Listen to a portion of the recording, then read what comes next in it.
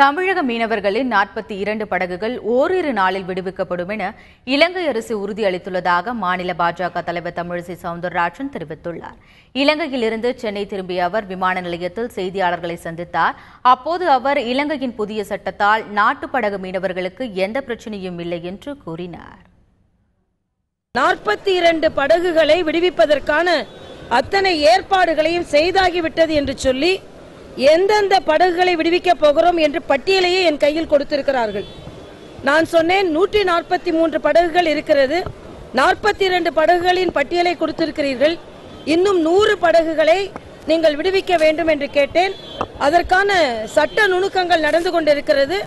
2-3 நாட்களில் 42 படகுகள் விடுவிக்கப்படும் என்று சொன்னார்கள். இது படகுகள் உபயோகப்படுத்த முடியாத ஒரு சூழ்நிலையில் இருக்கிறது என்று நான் உடனே சொன்னேன். தாமதமாக படகுகளுக்கு இந்த பிரச்சனை வருகிறது என்று சொல்லி 100 படகுகளும் வெகு விரைவில் விடுவிக்கப்படும் என்ற உறுதிப்பாட்டையும் சொல்லியிருக்கிறார்கள். நாட்டு படகில் வருபவர்களுக்கு எந்த பிரச்சனையும் இல்லை.